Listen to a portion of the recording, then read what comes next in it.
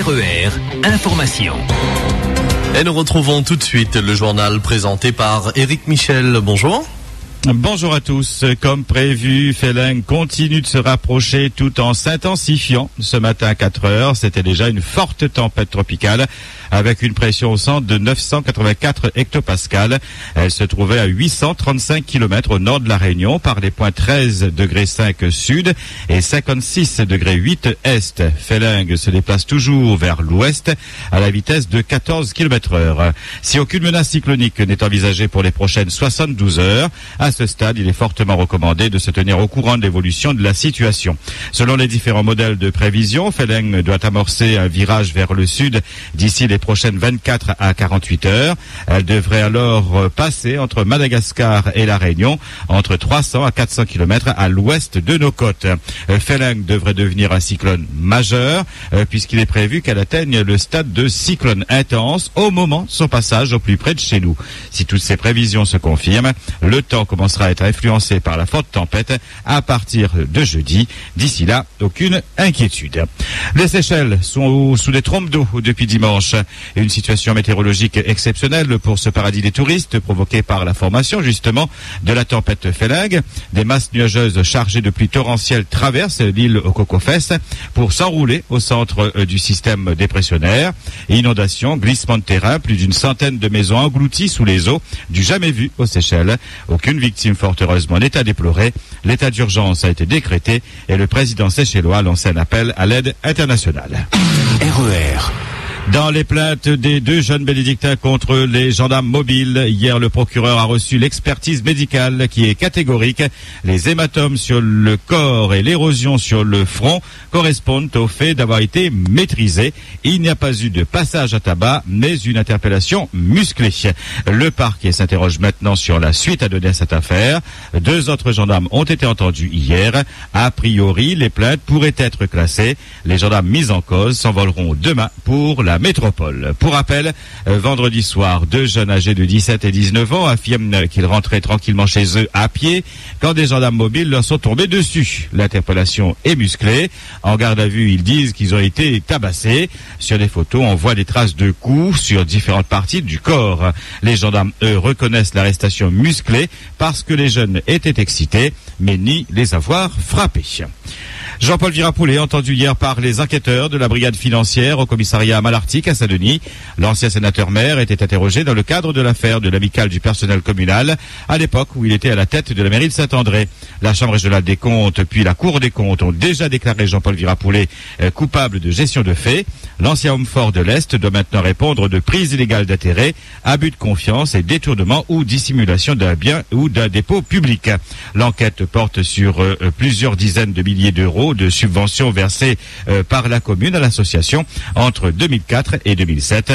Des employés de cette amicale ont bénéficié des prêts qui n'ont jamais remboursés. Le jeune homme de 22 ans interpellé mercredi dernier à Saint-Paul a été transféré à Pau hier soir. Il est soupçonné d'avoir agressé à coups de couteau un homme de 84 ans dans les Hautes-Pyrénées en août 2012. Des faits qui s'étaient produits en fin de journée alors que la victime promenait son chien. Incident dans un avion d'Air Madagascar dimanche soir. L'appareil devait se poser à Gilo à 19h30 mais a finalement atterri à 21h30. En cause, pour un problème de surclassement, deux hommes se sont battus, nécessitant l'évacuation de l'avion pour faciliter l'intervention des policiers malgaches qui ont procédé à l'interpellation des deux fauteurs de troubles. Drôle de vol à l'étang Salé. Dans la nuit de samedi à dimanche, des individus ont enlevé et emporté 200 mètres de barrières en bois qui protégeaient la piste cyclable le long de la route, l'ancienne route nationale. La mairie a porté plainte. RER. Le président de la région a présenté ses vœux à la presse hier et en guise de cadeau, Didier Robert a sorti le bâton. Il a annoncé le retrait de la région de l'association de développement et du projet Géry pour des raisons économiques officiellement. 25 millions d'euros investis dans l'association de développement depuis sa création, dont on ne voit pas les résultats, estime le président de région. Mais dans le même temps, Didier Robert a annoncé la naissance d'une nouvelle structure baptisée Énergie Réunion et qui gérera tous les grands projets liés à l'énergie.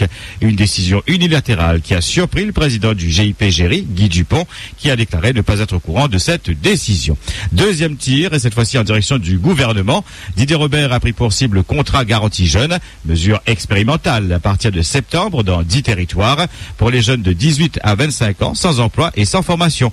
Une allocation de 483 € leur sera versée s'ils acceptent des formations en vue de leur insertion. Le président de la région qualifie ce projet de démagogique en vue des élections municipales de 2014. Il demande au gouvernement d'abandonner ce projet et de consacrer les sommes économisées au financement de nouveaux contrats d'apprentissage que la région serait prête à cofinancer. Le décret sur les rythmes scolaires est paru samedi au journal officiel. L'intersyndicale de l'éducation a réitéré son appel à la grève pour ce jeudi.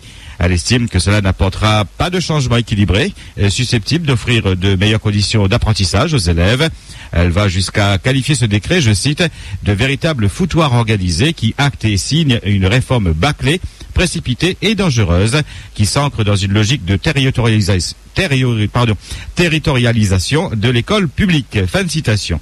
Un rassemblement est prévu dans le Nord, devant les grilles du rectorat à partir de 9h30 ce jeudi, et sur l'esplanade du marché au Tampon, même heure, même jour. Octroi de mer, Jean-Jacques Vlody se prononce favorablement pour la poursuite du dispositif. Le député de la 3e circonscription l'écrit noir sur blanc dans un rapport qu'il présentera aujourd'hui à la délégation Outre-mer de l'Assemblée nationale.